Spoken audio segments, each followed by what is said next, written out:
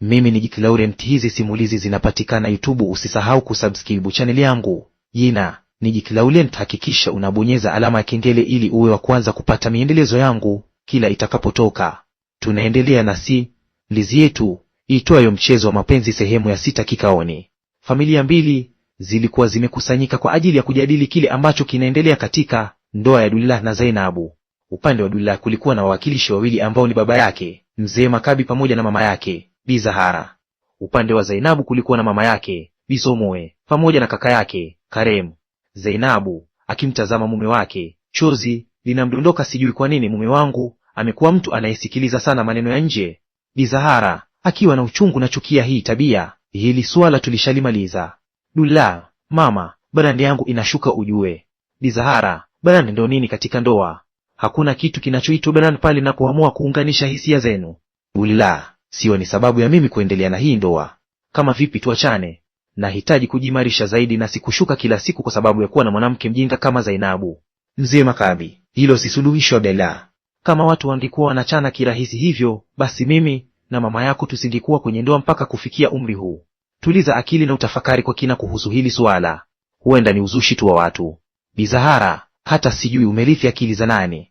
Yaani unaongea kabisa kuwa unataka kumwacha mke wako. Kila siku nakwambia mwanangu, acha kuhusisha ndoa yako na habari za mitandao, ila umekuwa mbishi. Dullah: ishu siyo mitandao mama, ishu ni tabia za Zainabu. Hivi nani anaweza kukaa na mwanamke wa aina hii? Mwanamke malaya, mwanamke ambaye anageuza sehemu yake ya kazi kuwa eneo la kupatia mabwana. Mbona mimi sigeuzi muziki wangu kuwa sehemu ya kupatia wanawake? Kwani siwezi kufanya hivyo? Bi Zahara: huyu ni mke wako, sio malaya. Hebu mpe heshima yake. Dullah: huyu ni malaya tu aliyejificha katika kivuli cha mke, wala hana lolote. Mzee Makabi: Dullah, tambua kwamba wewe sasa ni mtu unayewindwa na watu wengi. Je, hauhisi labda huo ni mtego ili umwache mke wako na aolewe na mtu mwingine huko nje? Ni vyema ukafikiria mwanangu. Kikao kilikuwa kirefu na kikatoa majibu kwamba huenda kuna mtu yupo nyuma ya lile jambo. Mzee Makabi: haiwezekani taarifa ziwe mbili tofauti. Moja ilisema kuwa Zainabu anajiona mkubwa kuliko kampuni. Je, hii ya pili inayodai kuwa alikuwa malaya na mlevi ni ya kweli? Zainabu akiapa wala wabilia: sijawahi kugusa wala kunusa pombe hata mara moja, lakini pia sijawahi kwenda wala kufua tolokisheni na mwanaume yeyote yule. Dullah: nawe kelele, malaya mkubwa wewe, nani atakusikiliza unadhani? Kauli hiyo ilimuumiza zaidi Zainabu, ambaye alidondosha machozi ya uchungu. Dullah: mama, mimi namwacha huyu mwanamke jau sana. Bi Zahara: hapana, mimi sikubaliani na hilo. Dullah: mama, binafsi siwezi kukaa na mwanamke ambaye ananipa aibu. Siwezi. Bi Zahara: sitaki kuamini hili mwanangu. Kumwacha Zainabu si suluhisho ya kupata mke unayemuita mwema. Sisi tumekaa muda mrefu kwa sababu tuliziba masikio yetu. Ngoja nikuambie kitu ambacho huenda hujui. Ukitaka kufika mbali katika maisha haya, basi jifunze namna ya kujizuia kusikia yale ambayo ukiyasikia yatakuumiza. Dunia yenu imekumbwa na teknolojia. Kila kitu mnataka kukiweka mtandaoni. Umetoka uti, umeposti, umepika, umeposti. Kitu ambacho si sahihi. Kuweka mambo ya ndoa nje ni sawa na kualika watu wa kushauri.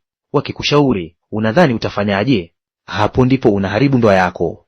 Hata kama mtu akikwambia mmependezana, usikubali. Ni uongo. Zingatia zaidi mapenzi anayokuonesha mke wako akiwa hapa kuliko yale unayosoma mitandaoni. Zainabu akilia: wazazi wangu, mimi sijawahi kumsaliti mume wangu hata kwa bahati mbaya, japo yeye ananiita malaya. Huenda mimi ni malaya kweli kwa kulala na yeye kila siku, ila sio mtu mwingine. Kiukweli kabisa nampenda sana mume wangu, anajua hilo. Yeye ndo mwanaume pekee ninayempenda katika uso wa dunia hii. Awamu hii maneno ya Zainabu yakimgusa Dullah kwa kiasi fulani, maana alimfanya akumbuke nyakati za nyuma walizopitia pamoja. Mwanaume akaanza kujiuliza, inawezekana vipi Zainabu amsaliti? Mbona kama kuna haja ya kuchunguza? Dullah alijiwazia kwenye mahakama ya kichwa chake. Upande wa pili wa shilingi, mzinga wa nyuki wa chuki ulilipuka katika himaya ya Haji. Kila kona kulijaa roho mbaya na fitina zilizotanda mithili ya moshi mzito usiotaka kutawanyika. Jioni ilipofika, Haji alimtafuta Kare na kukaa naye kwa utulivu wa tahadhari. Alimwangalia kwa macho yenye tafakari nzito, kisha akamuuliza, umefikia wapi na sakata lako? Kare alijipapasa mifuko ya koti lake, akavuta pumzi na kujibu kwa sauti ya kutojali, si Dullah wala Zainabu anayekubali kufanya mahojiano. Haji alishtuka. Unasemaje? Aliuliza kwa mshangao.